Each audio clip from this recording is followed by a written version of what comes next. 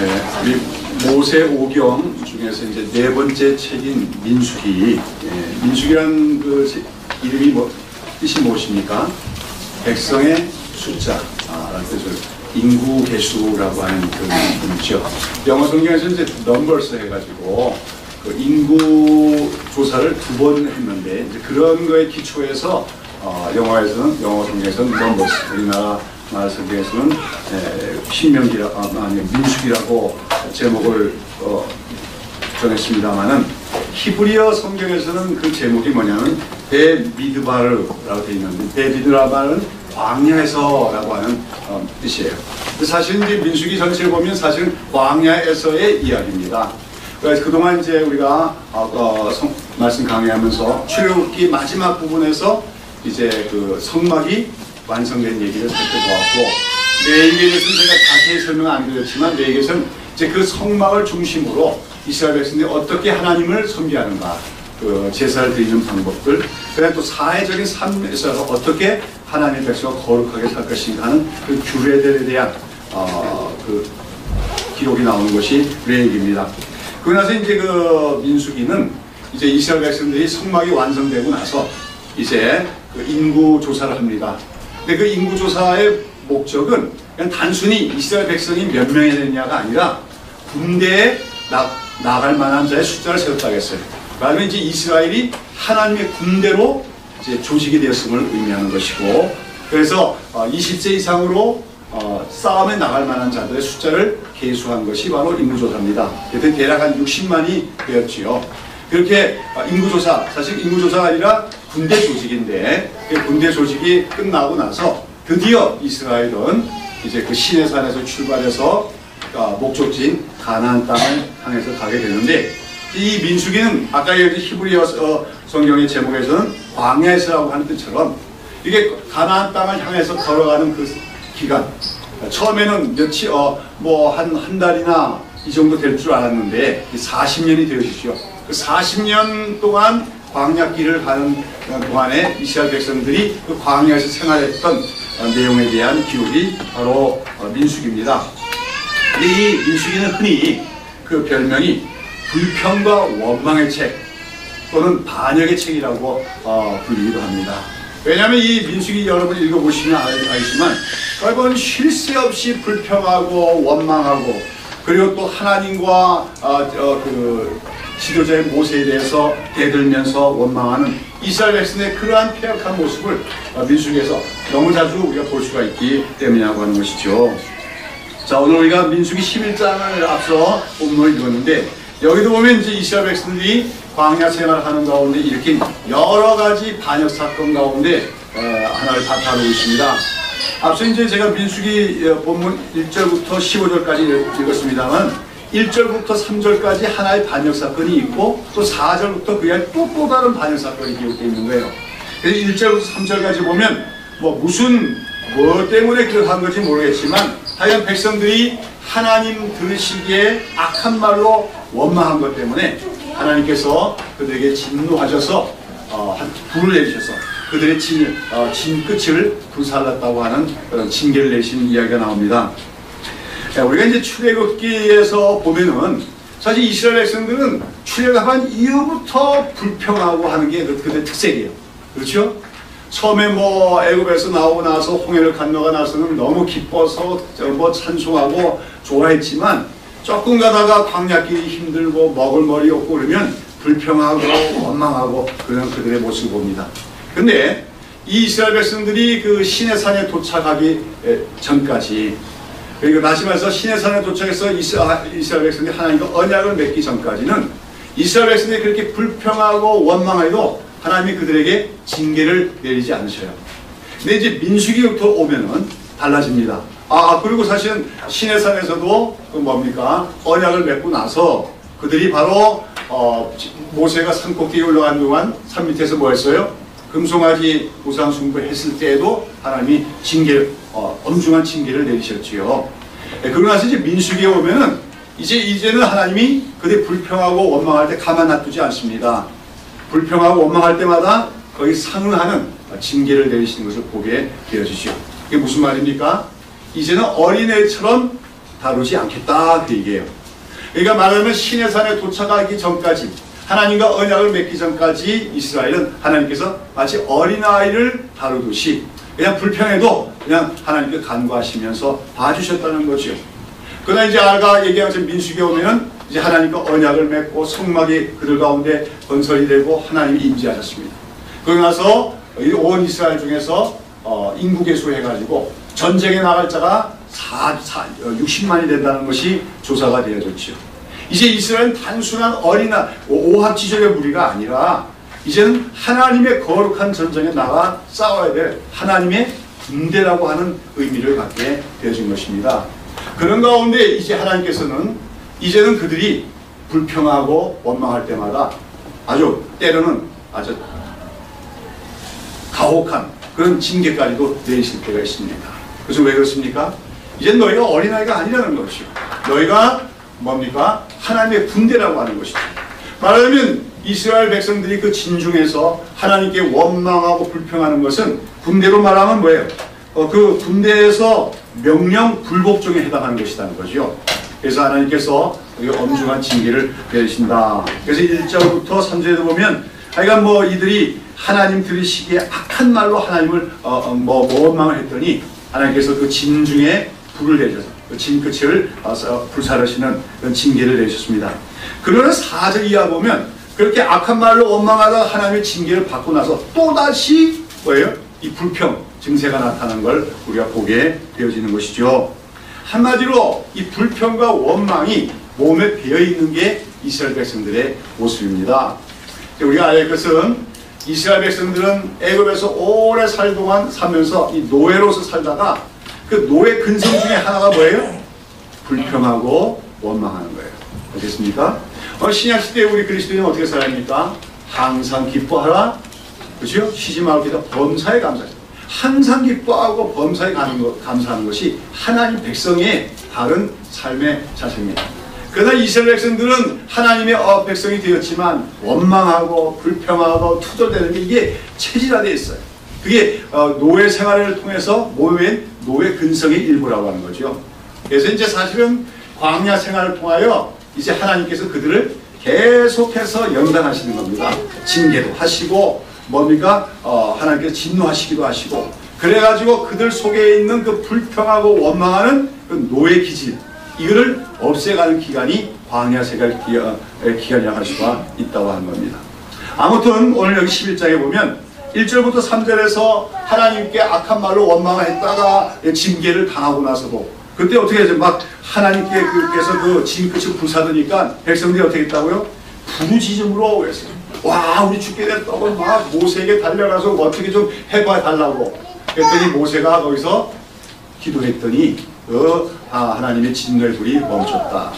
여기서 우리가 아는 것은 이 중보자의 중요성을 알게 됩니다. 모세라고 하는 중보자가 있기 때문에 그들은 소멸되지 않는 거예요. 네, 여기에 대해서는 지난번에 제가 설교를 한 적이 있었습니다. 아무튼 이렇게 불평해가지고 혼을 하고서 또다시 불평하고 있지요. 이제 오늘 4절에서는 또 무엇 때문에 이제 불평하고 있습니까?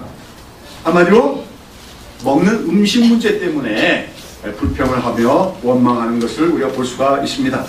뭐가 싫다는 겁니까? 만나가 지겨워졌다 그 말이에요. 이제 만나 좀 안 나갔으면 좋겠다 그런 말입니다.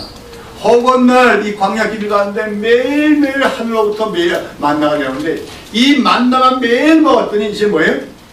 질리기도 했거니와 정력이 약해졌다고 그러면서 그들이 불평했다고 하는 것이요. 그러면서 그들이 뭐라고 말합니까? 차라리 애굽에서 살 때가 더 좋았다고까지 말합니다. 그러면서 뭐랍니까? 우리가 애굽에 있을 때에는 뭣도 자주 먹었어요? 고기도 자주 먹을 수 있었고 값없이 생선과 외와 수박과 부추와 파와 마늘을 먹었더라고 그렇게 불만을 표현하고 있습니다. 여러분 애굽에 살 때가 더 좋았다 하는 이들의 불평 맞는 말입니까? 사실은 사실과는 전혀 다른 생뚱맞은 말에 불과하죠. 그들이 애굽에서 노예로 살았는데 언제 고기를 마음껏 먹었겠으며 맛있는 음식들을 어떻게 값없이 먹을 수가 있었겠습니까? 그러나 그들은 마치 애굽에서 호강을 하며 애국 사람들에게 마치 귀족 대우를 받으면서 살았던 것처럼 불평을 하고 있다고 하는 것이죠. 우리 여기서 이제 신체적으로는, 물리적으로는 애굽에서 해방이 되어서 자유한 민족이 되었지만 아직도 노예 근성과 노예적인 의식구조를 벗어나지 못한 이스라엘 백성들을 보게 되는 것입니다. 여러분, 오늘 우리나라 백성들, 우리 민족도 참 조심해야 될 것이 그거예요. 우리는 일제 36년이라는 것이 먼 과거의 일만이 아니라는 거예요. 아직까지도 36년의 영향력이 있습니다. 뭐 위안부 문제, 미국, 일본의 과거사 문제, 우리가 일본에게만 자꾸만 책임을 물을 게 아니라 우리는 과연 그 일제에서 완전히 해방된 민족인가에 대해서 우리가 돌아봐야 될 부분이 적지 않아 있다고 하는 겁니다. 우리가 왜냐하면 그 일제 36년을 통해서 우리 몸에는 사실은 식민지 백성의 근성, 다시 말해서 노예 근성이 우리 몸에 배인 부분이 있기 때문입니다. 여러분, 노예 근성에 사로잡힌 사람들의 특징 중에 하나가 뭐냐면 늘 주어진 현재에 대해서 만족하지 못하고 과거가 더 좋았다고 말하는 것입니다. 과거가 더 좋았다. 가끔 가다 보면 우리나라 사람들 중에서도 꽤나 공부 많이 한 사람들이 일제시대가 더 좋았다 이렇게 말하는 사람들 있잖아요. 뭐 그렇지 않은 사람도 가깝게는 군사정권 시절이 더 좋았다고 말하는 그런 사람들도 없지 않아 있습니다. 왜 그렇습니까? 우리가 자유를 얻었는데, 그렇지 않습니까? 일제로부터 해방돼서 자유를 얻었습니다. 또 군사 독재 정권이 물러지고 우리가 민주화가 되어서 자유를 얻었습니다. 근데 그렇게 얻은 그 자유의 가치를 알지 못하기 때문에 과거가 더 좋았다고 말하는데, 이렇게 현재에 대해서 만족하지 못하고 과거가 더 좋았다고 말하는 사람들은 한마디로 정신적으로 과거에 볼모 잡힌 노예와 같은 사람들이라고 할 수가 있다고 하는 겁니다. 오늘 본문에 나오는 이스라엘 백성들이 그랬습니다. 그들은 하나님의 그 은혜로, 그 하나님의 그 권능의 손으로 말미암아 400년 동안 노예로 살았던 애굽 땅에서 해방이 되어 자유를 얻었지만 그 자유의 가치를 알지 못했습니다. 그래서 그들은 애굽에서 나온 후 광야 생활하는 동안에 조금만 힘들고 어려워도 옛날이 더 좋았노라 그렇게 노래하면서 하나님께 원망하고 지도자인 모세에게 대들었다고 하는 것입니다. 오늘날도 이건 마찬가지예요. 오늘도 예수 믿고 구원 받았다, 하나님 백성 되었다 하면서도 자꾸만 감사할 줄 모르고 에이 과거가 더 좋았어, 그렇게 말하는 사람은 아직도 옛사람의 습성을 벗어나지 못한 미숙한 성도라고 할 수밖에 없습니다. 자, 그런데 오늘 우리가 본문을 보면은 이런 불평, 이스라엘 백성들이 이 만나에 대해서 불평하면서 고기 좀 먹고 싶다 이렇게 원망한 이 불평과 원망을 선동한 자들이 있었던 것을 볼 수가 있어요. 누굽니까? 여기 4절에 보시면 뭐라고 했습니까? 이스라엘 중에 섞여 사는 무리가 탐욕을 품음에 이스라엘 자손도 다시 울며 가로되 그랬어요. 누가 우리에게 고기를 주어 먹게 할꼬. 맞으면 이스라엘 백성 중에 섞여 사는 무리들이 있었는데 그들이 먼저 탐욕을 품고 만나 맛없다, 지겹다, 고기 좀 먹었으면 좋겠다 그랬더니 그 얘기를 듣고 온 이스라엘 백성들도 부안해동돼서 불평하기 시작했다는 것입니다. 여기 나오는 이 섞여 사는 무리, 이 섞여 사는 무리란 게 누구를 말하는 것이겠습니까? 네, 이것은 바로 이스라엘 백성들 가운데 섞여 있던 외국인들, 이방인들을 말합니다. 여러분 출애굽기 12장에 보면 이제 6월절 밤에 이스라엘 백성들이 마침내 애굽 땅을 떠나게 되는데 거기 12장 30절에 보면 이스라엘 자손이 람세스에서 발행하여 숫곳에 이르니 유아 외에 보행하는 장정이 60만 가량이요 중다한 잡족과 양과 소와 심이 많은 생축이 그들과 함께 하였다 그래서 여러분 중다한 잡족이라는 말이 나오는데 이게 뭐냐면 아주 많은 수의 이방 민족들을 얘기하는 겁니다. 그러니까 이스라엘 민족만 애굽에서 나온 게 아니에요.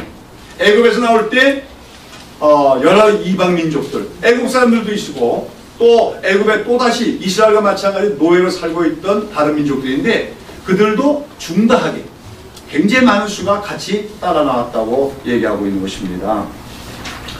그리고 그 중다한 잡족, 이스라엘과 함께 출애굽을 한 그 중단 잡족들을 오늘 본문에서 뭐라고 하는 겁니까? 섞여 사는 무리라고 표현하고 있는데 그들이 바로 오늘 이 불평과 원망을 일으키는 사건의 선동자였다는 것을 우리가 볼 수가 있는 것이죠. 자, 우리는 이 출애굽기에서 이처럼 이스라엘 백성들이 애굽에서 나올 때 중단 잡족도 함께 나왔다는 사건에 대해서 두 가지 측면으로 우리가 해석할 수 있습니다. 먼저 이것은 금전적인 측면에서 본다면은 하나님의 구원은 단지 이스라엘 민족만을 위한 것이 아니라 모든 민족을 위한 것임을 이것은 우리에게 말해주고 있다고 하는 것입니다. 여러분, 이스라엘 그러면은 아주 우리나라 사람들도 이 순혈주의가 갖고 우리는 단일 민족이다 이런 의식이 대단히 강한데 이스라엘도 그럴 거로 생각을 해요. 유대인들도. 그러나 이스라엘은 순혈주의 사상이 아닙니다. 그들은 종교적인 걸로만 인정하면은 한 민족이 같은 동족이 될 수 있는 것이지 폐쇄적인, 혈통적인 폐쇄적인 그런 걸 민족이 아니라는 거죠. 그래서 오늘 여기 보면 중단 잡족이 출애굽을 같이 했다 하는 것은 이스라엘은 한마디로 폐쇄적인 민족이 아니라 언제든지 하나님께 대한 신앙만 있으면은 어떤 민족에도 열려있는 개방적인 민족임을 보여주는 그런 것입니다. 그리고 또다시 이스라엘과 함께 이렇게 중단 잡족들이 함께 애굽에서 나왔다고 하는 것은 오늘날 신약 시대의 유대인과 이방인들의 차별 없이 모든 민족들이 다 하나님의 구원을 받고 하나님 백성이 될 것에 대한 예표라고 할 수가 있습니다. 자, 그런데 이것은 이제 긍정적인 측면에서 그렇게 봐야 되겠고, 이제 부정적인 면에서 볼 때 오늘 본문에 나오는 것처럼 이 중단 잡족이란 말을 또는 이 섞여 사는 무리라고 하는 것은 오늘날 이 지상에 있는 하나님의 공동체에는 늘 가짜들이 섞여 있을 수 있다 하는 것을 우리에게 보여주는 그런 것이기도 합니다. 즉 오늘 이 땅에 있는 교회들 가운데에는 거듭나지 못했으면서도 몸만 들어와 있는 그런 사람들이 있을 수 있는데 그들이 말하자면 뭐예요? 잡족과 같은 사람이다. 섞여 사는 무리다. 그렇게 얘기할 수가 있다고 하는 거죠. 예수님이 이제 마태복음 13장에 보면 비유해 보면 예수님의 그 가라지 비유가 나오는데 여기 보면 이 땅에 있는 교회의 모습을 보여주고 있죠. 그러면 거기는 알곡만 자라는 것이 아니라 가라지도 함께 자라는 모습. 그것이 어쩌면 오늘 이 땅에 있는 교회들의 모습이라고 할 수가 있어요. 이 땅에 있는 교회들 가운데 완벽한 교회는 없습니다. 완벽한 교회라는 것은 모든 구성원들이 다 참으로 거듭난 하나님의 백성이고 또 모두가 온전하게 성숙한 교회를 우리가 완벽한 교회라고 할 수 있지만 그런 교회는 없습니다. 교회는 항상 누구도 들어와 있기 마련입니까? 거듭나지 않았으면서도 어떤 종교적인 습관에 따라서 또 무슨 가족들이 믿다 보니까 또는 그냥 하나의 종교로 선택해가지고 등등 여러 가지 이유로 교회 안에 들어와 있는 자들이 있을 수가 있는데 이들을 말하자면 우리가 뭐라고 표현할 수 있어요? 잡족이다. 그렇게 표현할 수가 있는 겁니다. 자, 그런데 오늘 여기 보면 바로 그런 의미죠.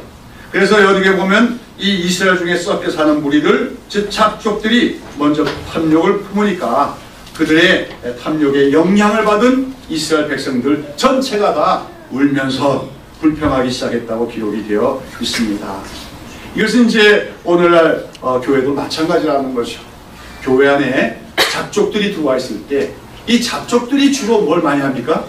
불평을 하고 원망을 많이 하고 그럼 그게 온 교회 퍼져나가서 온 교회가 불평과 원망에 사로잡히는 그런 불신앙 행동으로 나갈 수가 있다 하는 걸 우리가 보여주고 있지요. 제가 여러분 기억나실지 모르겠는데 제가 언젠가 교회에도 순도가 있다 그런 말씀을 드린 적이 있어요. 순도란 말 아십니까? 우리가 금, 은 같은 거 순도라고 하잖아요. 그렇죠? 얼마나 순수하냐. 교회 순도라고 하는 말은 뭐냐면 이 땅에 있는 교회들, 이 현실 교회들 중에서 거듭난 성도들의 비율이 얼마나 높으냐. 그걸 우리가 순도라고 표현할 수 있다는 거죠. 그래서 어떤 교회 가운데 거듭난 성도들의 비율이 월등히 높을 때 그 교회는 뭐가 높은 교회예요? 순도가 높은 교회가 되는데 반면에 어떤 교회들이 있습니까? 외형적인 교회 숫자는 많은데 실질적으로 그들 가운데 거듭난 체험이 있는 또 실제로 거듭난 그런 성도의 숫자는 굉장히 낮은 비율이 낮은 교회가 있어요. 그런 낮은 교회는 뭐예요? 순도가 낮은 교회라고 할 수 있습니다. 우리가 뭐 금, 은 같은 거 알지만 순도가 높아질수록 점점 더 가치가 있잖아요. 그렇죠? 쓰임새도 좋아지고. 순도가 낮아질수록 어떡합니까? 가치도 떨어지고 쓸데가 없게 되어집니다. 오늘 한국교회 문제가 뭐라고 생각해요? 순도가 낮아졌다는 거예요. 뭐 1970년대 이래로 한국교회가 급성장했다, 세계에서 가장 짧은 기간 동안에 성장을 했다고 자랑하지만 그것이 결코 좋은 자랑만 될 수 없는 것이 그 기간 동안에 교회들이 어떻게 됐어요? 외형적으로는 크기가 커지고 숫자는 낮아졌지만 뭐가 낮아졌습니까? 순도가 낮아졌다는 거예요. 대부분의 교회 안에 어떤 자들이 많이 들어온 겁니까? 거듭나지 못한 사람들이. 그래 이제 기독교가 박해받지 않는 시대니까 기독교가 뭐예요? 어려움이 없는 시대니 오히려 어떤 교회 같은 경우에는 교회만 가서 사람들 잘 사귀어도 자기 사회생활에 도움이 되는 경우도 있어요. 그러다 보니까 교회 안에 거듭나지 못하면서도 들어온 자들이 많아졌고 그래서 그 결과 외형적인 성장은 숫자는 성장은 이루어졌지만 전반적으로 한국교회가 낮았다. 그렇게 말할 수가 있는 것입니다. 여러분 아까도 말씀드린 것처럼 예수님 말씀하신 대로 이 땅에 있는 교회 가운데 완전한 교회는 없어요. 늘 교회 안에 알곡과 가라지가 섞여 있게 마련입니다. 그러나 우리는 우리 교회가 가능하면 어떤 교회가 될 수 있도록 해야 됩니까? 순도가 높은 교회가 되는 걸 목표로 삼아야 됩니다. 말하자면 가라지가 적어야 돼요. 다시 말해서 오늘 본문에 나오는 썩게 사는 무리, 잡족들, 이들의 불신앙적인 행동에 의해서 교회가 오염되지 않도록 우리가 교회를 잘 순수하게 만들어야 할 책임이 우리 모두에게 있다는 것을 알아야 됩니다. 자, 그렇다면 오늘 우리는 이러한 잡족들, 이 썩게 사는 무리들은 어떤 자들인가? 그 특징을 우리가 한번 살펴볼 수 있기를 바랍니다. 제일 먼저 그들은 철저히 육신적인 자들이었습니다. 영적이지 못하고 육신적인 자들이었다. 신앙이 어린 사람도 육신적이지만 거듭나지 못한 사람은 말할 것도 없이 육신적. 육엔 육이요, 영은 영이었습니다. 영적인 걸 이해하지 못하는 자들이 바로 육신적인 자들입니다. 여러분 이들이 무엇에 대해서 불만을 토로합니까? 만나에 대해서. 만나가 마음에 들지 않는다고 매일매일 그 만나만 먹으니 실증이 난다고 비판하고 있습니다. 여러분 근데 만나가 무엇입니까? 여러분 이스라엘 백성들이 애굽에서 나와서 그 광야에서 농사를 지을 수가 있습니까? 무슨 경제를 할 수 있습니까? 근데도 그들이 수십 년을 광야 살면서도 굶어 죽지 않았어요. 어떻게? 하나님께서 날마다 하늘로부터 만나를 내려주시기 때문이라는 것입니다. 여러분 이 만나는 어떤 다른 민족도 먹어보지 못한 음식입니다. 하나님께서 자기 백성에게만 내려주신 매일 내려주신 특별한 음식입니다. 여러분 이 만나는 우리가 뭘로 해석할 수 있냐면 이것은 하나님께서 자기 백성에게 날마다 공급해 주시는 은혜로 우리가 해석을 먼저 할 수 있어요. 그러나 여러분 오늘도 우리가 살아가는 것이 내 힘으로 살아간다고 생각하면 착각입니다. 세상 사람들은 자기 힘으로 살아간다고 생각할 거예요. 자기가 능력이 있고 자기가 노동력이 있고 자기가 힘이 있고 재주가 있어서 살다고 생각하겠지만 오늘 우리 그리스도인 하나님 백성들은 내가 사는 것은 하나님이 매일마다 만나를 내려주시고 매일마다 우리에게 일용한 것을 주시고 필요한 것을 공급해 주시기 때문에 살아가고 있다. 이런 고백과 감사가 우리에게 있어야 될 줄로 믿습니다. 그리고 더불어서 이 만나는 또한 하나님께서 하늘로부터 내신 말씀에 대한 상징으로도 이해할 수가 있을 것입니다. 그 말씀, 또 매일매일 주시는 말씀으로 우리가 해석할 수가 있다는 거죠. 자, 그런데 출애굽기 16장에도 이미 이제 그 만나가 내리기 시작할 때 만나가 어떻더라 설명이 있습니다만 오늘 본문에 보면 다시 그 만나가 어떻게 생겼으며 맛이 어땠느냐에 대한 설명이 나와 있지요. 한번 볼까요? 11장 7절부터 8절 읽읍시다. 만나는 가시와 같고 모양은 진주와 같은 것이라 백성이 두루다니며 그것을 거두어 맷돌에 갈기도 하며 절구에 찢기도 하고 밤에 삶기도 하며 과자를 만들었으니 그 맛이 기름 섞은 과자 맛 같았더라. 가시와 같다 했는데 가시라고 하는 것이 이제 고수풀 씨앗을 말합니다. 고수. 고수풀 아세요? 네, 우리나라는 잘 안 먹는데 중국 사람들은 먹지 오죠? 왜? 샹차이? 향채라고 해서 먹는 거. 그게 고수풀인데 그 열매가 씨앗이 있대요. 이제 그것을 얘기하는 겁니다만은 저는 그 씨앗 모양을 본 적은 없습니다. 근데 대략 그 다음에 이제 가시와하고 진주와 같은데 대략 맛이 그 설명은 만나가 맛이 어땠다고 하는 겁니까? 맛이 도무지 없는 거예요? 막 그냥 아무 맛도 없는 거예요? 그렇지 않지요. 여기 보면 꿀 섞은 과자와 같은 맛이 있고 또 여러 가지 요리를 해 먹으면 아주 맛있는 음식이라고 할 수가 있다는 거죠. 그러나 이 섞여 사는 무리들, 잡족들은 뭐라 하는가? 이 만나가 맛이 없다. 매일 먹으니 실증이 난다고 불만스러워했다고 하는 것입니다. 이것은 뭡니까? 한마디로 이 섞여 사는 무리들은 하나님이 날마다 내려주신 은혜의 그 가치와 그 은혜의 의미를 이해하지 못했다고 하는 것이죠. 여러분, 만나는 쉽게 말해서 하나님이 제공하신 완벽한 건강식품이었다고 할 수가 있을 거예요. 그렇죠? 그래서 이 40년 광야 생활하면서 그들은 영양실조도 걸리지 않고 다 살아갈 수가 있었던 것입니다. 어쩌면 우리도 오늘 만나 맨날 이 만나를 매일 먹으면 아마 요즘 같은 비만증이나 그 당뇨 같은 거 걸리지 않는 완전 식품일 가능성이 많아요. 근데 이거를 이들이 뭡니까? 맛이 없다, 지겹다 그렇게 얘기하고 있다고 하는 것이죠.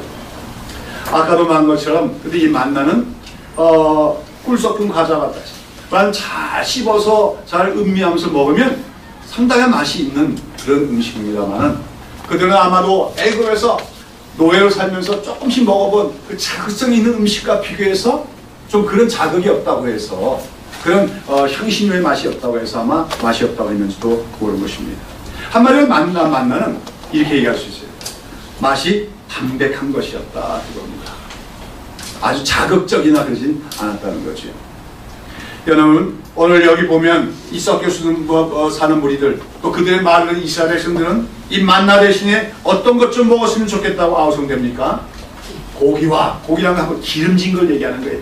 기름기가 있는 것. 그 다음에 생선과 외와 수박과 부추와 파와 마늘 이런 것들은 한마디로 만나와 비교하면 기름기가 많고 그 다음에 자극적인 식품들입니다. 즉 이 거듭나지 않은 자들 이 섞여 사는 무리들은 하나님이 주시는 그 만나의 담백한 맛보다는 뭐예요? 그 자극적인 음식이 더 그립다. 그것을 먹고 싶다고 했다고 하는 것이죠. 여러분, 저는 제가 그런 설교를 한 적이 있는데 하나님의 은혜에는 단 은혜만 있는 게 아니라 어떤 쓴 은혜도 있다 이거죠. 그렇죠? 네. 근데 사실 단 은혜마저도 하나님께서 우리에게 주시는 그 단 은혜도 사실은 막 자극적으로 엄청나게 달고 막 그런 것이 그라기보다는 달달한 정도. 하나님의 은혜는 좀 담담한 것이라고 얘기할 수가 있어요. 사람들은 은혜 그러면 막 폭포 속을 쓰러지고 막 소낙비가 내리고 오는 그런 은혜를 받기를 원합니다.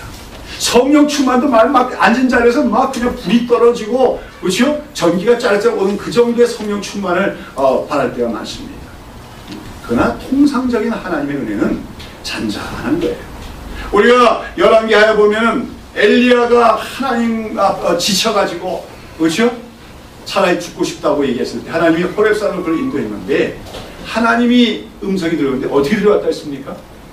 급하고 강한 바람 가운데 있었습니까? 막 지진이 치는 가운데 하나님의 음성이 들었습니까? 세미한 음성을 들었다고 했어요. 세미한 음성.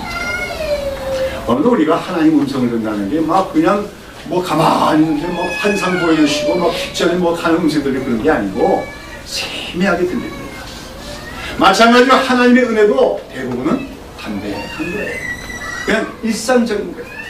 우리가 하루하루 살아가면서 편견 없이 살아가는 게 하나님의 은혜인 줄로 믿습니다. 우리가 하루하루 살아가면서 그래도 병 걸리지 않고 새끼 건강하게 먹고 사는 것도 하나님의 은혜라는 걸 알아야 됩니다. 하나님의 은혜는 잔잔하고 담백한 것입니다. 근데 그것이 맛이 없다. 뭔가 자극적인 거, 획기적인 거. 오늘 한국 교인들은 특별히 뭐 큰 거, 번쩍이는 거, 자극적인 거, 사람들이 볼만한 거 이런 것들을 은혜라고 얘기할 때 많아요. 하나님의 은혜는 참 잔잔한 물과 같고 담백한 것일 때가 많단 말이에요. 만나가 그랬다고 하는 것이죠. 오늘도 우리는 여러분 하나님의 은혜를 갖고 살아가고 계십니까? 나는 하나님의 은혜를 오늘 충만히 받고 있다고 믿으십니까? 뭐 짜릿한 게 없으니까 막 그냥 사업이 막 대박 터듯이 되는 것도 없고 막 그냥 병이 낫게 받고 환상복 그런 게 없으니까 나는 은혜 받지 못하고 있다 생각입니까? 여러분이 살아가고 있다는 것 자체가 하나님의 은혜이심을 기억하시기를 바랍니다. 날마다 먹고 입는 것도 하나님이 은혜로 공급하시는 것을 기억할 때마다 그 담백한 잔잔한 하나님의 은혜에 대해서 음미하며 감사할 줄 아는 여러분이 되시기를 바랍니다. 아까 얘기했던 만나는 애굽에서 먹던 음식처럼 금방 입에 넣으면 달콤하고 막 자극적인 그런 맛은 없지 몰라도 씹고 또 씹고 음미하면 맛있는 것처럼 하나님이 오늘도 우리에게 주신 은혜들은 하나하나 되새기면 음미해보면 얼마나 감사한지 얼마나 참 하나님의 그 사랑이 아름다운지 맛볼 수 있는 게 하나님의 그 잔잔한 은혜, 담백한 은혜임을 믿으시는 여러분 되기를 축원합니다. 아까 근데 이 만나를 또한 무엇에 대한 상징으로 볼 수 있다 했어요? 하나님의 말씀. 매일매일 만나를 내주신처럼 우리는 매일매일 내주신 하나님의 말씀을 먹고 살아야 된다 하는 거예요. 근데 이 만나가 말하자면 요즘 음식에 비하면 어떤 음식과 비슷한 거예요? MSG가 들어가지 않고 기름기나 그렇죠? 그런 것들이 향신료가 들어가진 담백한 음식이다 얘기할 수가 있어요. 설교도 그래요. 설교도 원래 강의 설교라고 하는 것은 담백하기 마련입니다. 성경 자체만 얘기하는 거니까 거기에 무슨 자극적인 예화, 무슨 간증거리 이런 얘기들 필요 없어요. 하나님 말씀 자체가 맛있는 겁니다. 근데 그 맛이 담백한 거예요. 그래서 성경을 우리가 같이 읽고 이 성경이 지금 말하고자 하는 것은 이것입니다. 하나님 오늘 이 말씀을 통해서 무엇을 말합니다. 이걸 풀어내는 것이 그게 강해 설교라고 하는 거예요. 근데 요즘에는 이런 설교는 인기가 없습니다. 사람들은 어떤 걸 듣기를 원합니까? 재미있는 얘기, 심지어는 웃기는 얘기 그런 거 들어가야 좋다고 얘기합니다. 어떤 사람은 또 그 설교 속에서 뭐 세상 처세술 얘기하면서 이렇게 해야 성공한다 저렇게 해야 축복받는다는 얘기들을 집어넣습니다. 소위 말해서 자극성이 많을 때 MSG가 많이 들어간 그런 요리 같은 그런 설교들을 좋아하는 것이 요즘의 세태가 되어버렸다는 거예요. 아까 한국교회가 순도가 낮아진 것과 이렇게 담백한 말씀보다는 자극적이고 뭐예요? 성경 외적인 걸 더 좋아하는 그 시대의 풍조는 맞물려 있다고 얘기할 수가 있다고 하는 것입니다. 여러분 왜 하나님의 교회 다니면서도 순수한 말씀 성경만을 우리가 얘기하고 성경에 있는 얘기만 가지고 풀어나가는 그런 얘기들 재미가 없다고 하는 사람 합니까? 쉽게 말해서 거듭나지 못했기 때문에 그럴 가능성이 많아요. 거듭나지 못한 사람들한테는 성경 자체만의 얘기는 절대로 재미가 없습니다. 우리가 찬송가에 달고 오면 그 말씀 그러지만 그거는 말씀의 맛이 이미 본 사람들의 얘기지 성경 자체만 가지고는 만나처럼 그렇게 자극적인 맛은 없다고 얘기할 수가 있다는 거죠. 거듭나지 못한 자들, 잡족들, 섞여 사는 무리들에게는 하나님 말씀보다는 거기에 세상적인 얘기가 섞여 있고 인간적인 얘기가 섞여 있어야 그것이 더 맛있다고 생각된다라고 하는 것입니다. 자, 여러분 오늘 우리는 말씀에 대한 식욕을 점검해 봐야 될 줄로 믿습니다.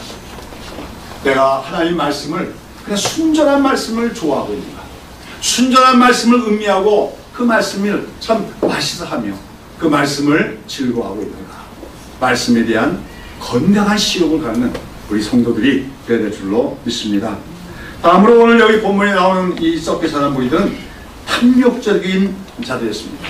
이들이 탐욕을 품었기 때문에 이런 사건이 생겼다고 했지요. 탐욕이라고 하는 것은 무엇입니까? 탐욕이라고 하는 것은 한마디로 우리에게 꼭 필요한 것이 아니라 내가 이미 있는 것으로 만족하지 못하고 분수에 넘치게 뭔가를 무리하게 가지려고 하는 것이에요. 그것이 뭐 물질일 수도 있고 명예일 수도 있고 사랑 관계일 수도 있고 무엇이든지 이미 내게 있는데 그것으로 만족하지 못하고 더 가지려고 그러고 더 크게 가지려고 하는 걸 우리가 탐욕이라고 합니다. 오늘 왜 세상이 이렇게 살기가 빡빡해졌습니까? 없는 사람은 없기 때문에 힘들지만 가진 사람은 탐욕 때문에 또 자꾸 힘든 거예요. 그 탐욕이 사회 질서를 자꾸 혼란시키는 거예요. 그 결과 우리 모두가 다 불행하게 되는 거예요. 오늘 여기 이 섞여서는 우리들이 바로 탐욕을 가진 자들이었다는 거죠. 하나님이 주시는 그 은혜 만나만 가지고 만족하지 못합니다. 애굽에 있었던 것들, 그 자극적인 것들, 그것들을 갖고 싶어하는 겁니다. 그랬더니 온 이스라엘 백성들이 그걸 쫓아가서 같이 불평하고 원망하며 심지어는 울기까지 했다고 하는 것입니다. 특별히 이 탐욕적인 자들은 하나님의 그 손길, 우리를 연다시는 하나님의 손길의 의미를 알지도 못합니다. 여러분, 이 광야길은 결코 쉬운 길이 아니에요. 막 즐거운 길이 아니에요. 뭐 산보 가는 길이나 그런 놀러 가는 길이 아니에요. 그 길은 험한 길입니다. 광야길입니다. 뜨거운 태양이 내려 쪄이고요. 가도 뭐 볼만한 것이 없을 수도 있습니다. 또 때로는 물이 떨어질 때도 있고요. 힘듭니다. 그러나 그 길은 하나님께서 이스라엘 백성들을 사랑하시기에 그들에게 차차 목적지인 가나안 땅까지 인도하시는 과정 속에서 하나님이 그들 가운데 임재하시고 동행하시는 길이었습니다. 그리고 그 광야길의 목적은 그들을 아까도 얘기했처럼 애굽에서 나오긴 나왔지만 아직까지도 세속적인 생각들, 불신앙적인 요소들, 노예적인 근성들 이런 것으로 오염되어 있는 그들을 순수한 하나님 백성으로 더 성숙시키려는 하나님의 연단의 손길이었다는 것이죠. 그러므로 이스라엘 백성들은 그 광야길이 힘들고 어렵더라도 불편해서는 안 돼요. 어떻게 됩니까? 감사해야 되는 겁니다.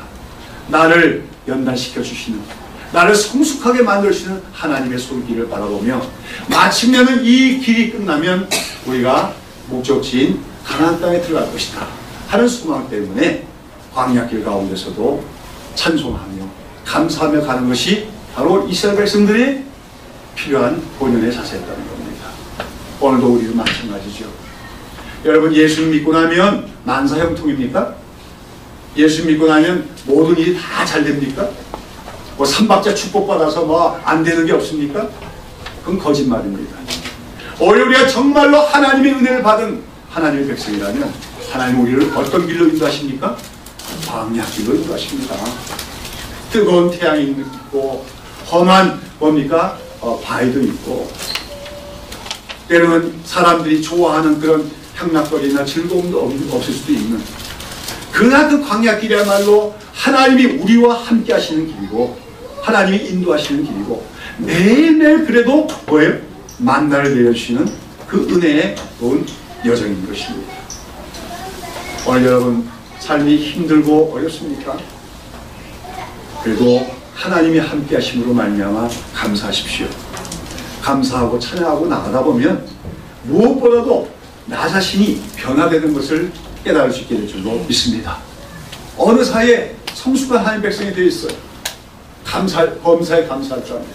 역경 가운데도 감사할 줄 압니다. 어떤 일을 당해도 당하지 않고 믿음으로 나아갈 수 있게 됩니다. 그런 사람으로 만드시는 하나님의 그 사랑의 손길 속에서 오늘도 이 광야길을 가고 있음으로 말미암아 감사하는 여러분 되시기를 축원합니다. 사랑하는 여러분, 특별히 오늘 여기 이 병에 보면은 이러한 섞여 사는 무리들의 탐욕으로 말미암아 이스라엘 백성들 전체가 불평하고 원망하다가 결국 오늘 여기 본문에 보면 나중에 이들이 이것 때문에 큰 하나님 징계를 또 다시 받게 되어집니다. 한마디로 이 섞여 사는 무리의 특징은 전염병과 같아요. 염병이라고 그러죠. 그리고 성경에 보면 염병이 나오는데 요즘 메르스인가요? 뭐 난리죠.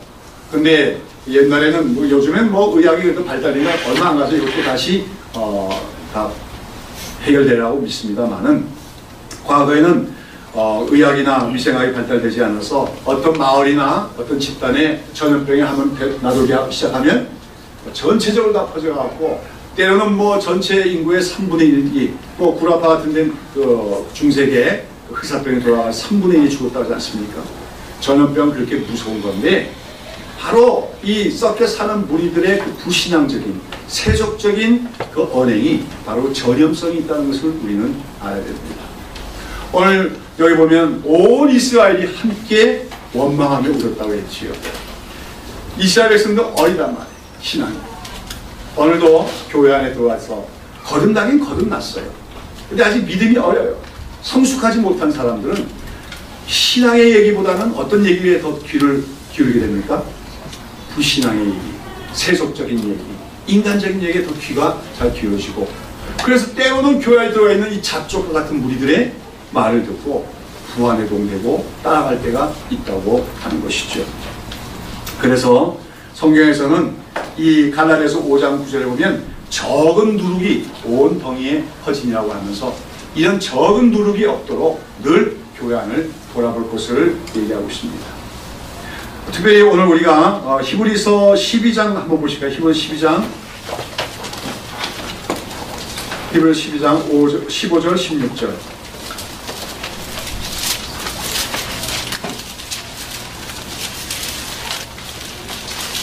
다시 한번 읽어봅시다. 시작. 너희는 돌아보아 하나님의 은혜에 이르지 못하는 자가 있는가 두려워하고 또 쓴뿌리가 나서 괴롭게 하고 많은 사람이 이로 말미암아 더러움을 입을까 두려워하고 음행하는 자와 혹 한 그릇 식품을 위하여 장자의 면벌판 에서와 같이 망하는 자가 있을까 두려워하라. 우리가 교회 생활하면서 늘 말하는 경계해야 되는 거예요. 교회를 돌아보면서 혹시 우리 교회 안에는 이런 것들이 없는가 경계된다는 거죠. 그 가운데 어떤 게 있을까 두려워하겠습니까? 특별히 쓴뿌리라고 하는 게 나오죠. 이 쓴뿌리란 말이 뭡니까? 이 쓴뿌리는 점점 자라서 옆에도 영향 줘서 전체적을 악영향을 주는 그런 것을 쓴뿌리라고 얘기합니다. 이제 이것은 교리적인 면에서 이단적인 가르침 교회 안에 들어올다는 거죠. 교회 안에 거짓 교사나 또 교인들 가운데서도 신천지 같은 사람들이 은근히 파가 들어온 거, 이게 쓴뿌리라고 얘기할 수 있겠죠. 그러나 그런 교리적인 것뿐만 아니라 오늘 우리가 살펴본 것처럼 하나님의 은혜에 대해서 감사하지 않고 이미 주신 하나님의 은혜가 얼마나 값지고 아름다운 건지 알지 못하고 자유의 가치를 알지 못하고 노예 근성처럼 살아가고 세속적인 거, 자극적인 것만 원망과 불평을 선도하는 그 잡족들이 바로 뭐입니까? 쓴뿌리였다는 것이죠. 여기서 그냥 그런 쓴뿌리가 너희들 가운데 있는 것을 두려워하고 그런 것들이 없게 하는 것입니다. 저는 뭐 이 말씀은 다른 교회에서도 설교했던 부분이지만 우리 교회에서는 제가 그래도 무슨 그렇게 힘들게 전하고 있지는 않아요. 어떤 교회에서는 이 설교를 하면서 상당히 다른 사람 듣고 있는 사람들 중에서 반감을 갖게 될 경우가 참 많죠. 저 나보고 하는 얘기 아닌가.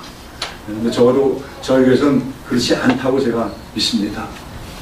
그만큼 우리 교회가 어떤 면에서는 순도가 높다고 얘기할 수가 있겠지요. 개인적으로나 교회적으로 자랑하는 것이 옳지 않지만 그래도 저는 우리 새벽기숙교회에 대해서 감사해요. 크게 큰 교회는 아니지만 참 모든 성도들이 그래도 불평 없이 원망 없이 그리고 한 공동체로 신앙생활하고 있다는 것에서 제가 감사드립니다. 그러나 더욱더 감사할 수 있는 우리가 되기를 바랍니다. 오늘 이 쓴뿌리, 이 잡족들로 말미암아 불평이 퍼져나가고 원망이 퍼져나가고 온 교회가 이렇게 어수선해지고 하나님의 징계를 받게 되는 그런 교회가 아니라 우리 이 잡족들과 반대로 어떤 말이요? 늘 하나님의 은혜에 감사하는 우리가 될 수 있기를 바랍니다. 특별히 우리가 그리스도인 된 것이 얼마나 큰 은혜인가 생각할 때마다 늘 항상 기뻐하고 범사에 감사하시는 우리가 되기를 바랍니다.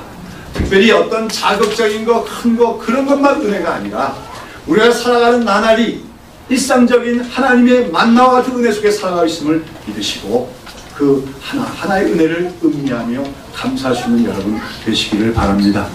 또한 불평이나 원망하는 말로 공동체에 악영향을 끼치는 전염병 같은 역할을 하는 우리가 아니라 긍정적인 말과 위로하는 말과 격려하는 말과 신앙적인 말과 소망을 주는 말로서 서로 우리가 세워주는 가운데 우리 온 교회가 아름다운 언어들, 긍정적인 말들, 찬양과 또 찬송과 감사로 가득 찬 아름다운 교회가 되어서 오늘 우리 개개인과 우리 교회가 걸어가는 길이 순탄하지만은 않습니다.